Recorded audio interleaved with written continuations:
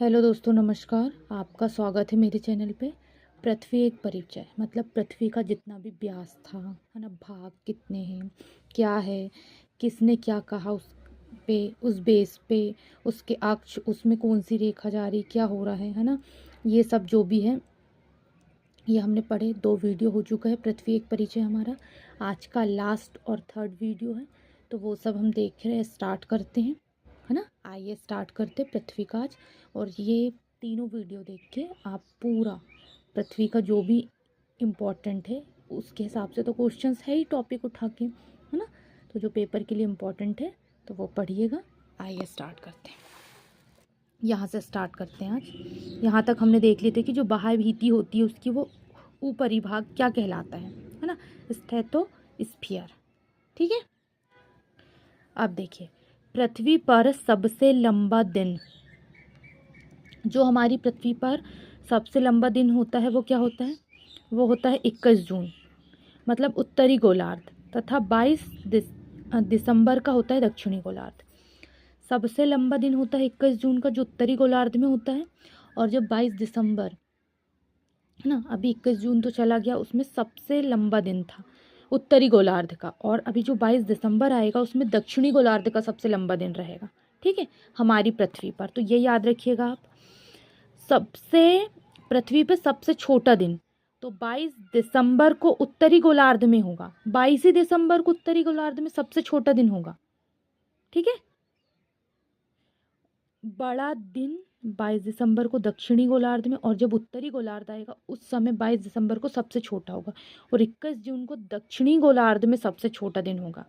अभी जो 21 जून आया ना, उसमें अगर उत्तरी गोलार्ध में सबसे बड़ा दिन होगा जो उत्तर में पड़ेगा, और जो दक्षिणी गोलार्ध आएंगे जो भी देश, उसमें 21 जून को जो अभी गया, उसमें दक्षिणी गोलार्ध में जितने भी देश आएंगे उसमें सबसे छोटा दिन होगा उस दिन। इस तरीके से आप ये दोनों बातें याद रख सकते हैं। पृथ्वी पर दिन रात बराबर कब होते हैं? मतलब दिन भी उतने ही घंटे के होते हैं जितनी रातें होती।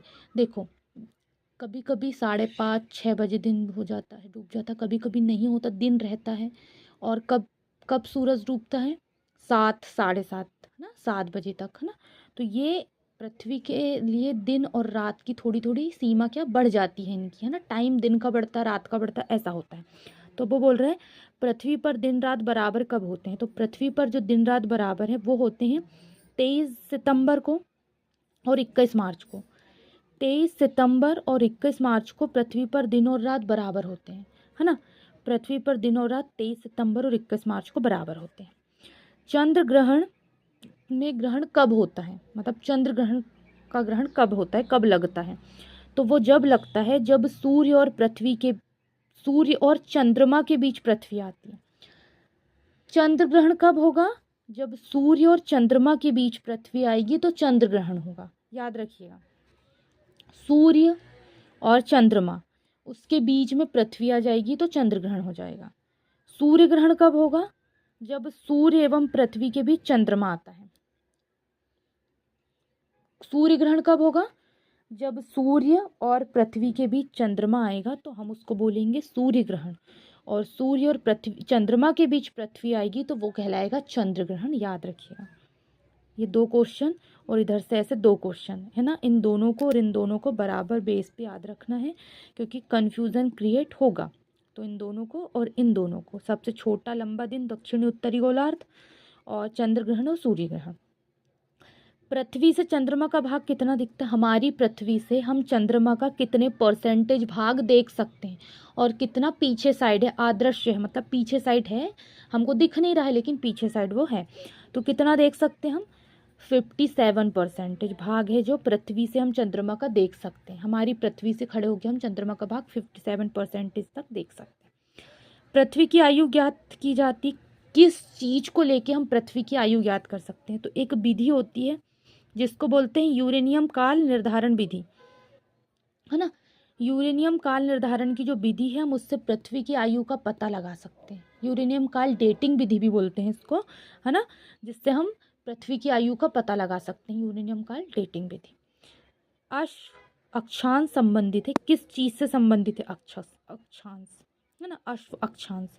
तो वो है 30 डिग्री से 40 डिग्री उत्तरी तथा दक्षिणी अक्षांश से। कितना? 30 डिग्री से 40 डिग्री उत्तरी तथा दक्षिणी अक्षांश से अक्षांश संबंधित है। ठीक है।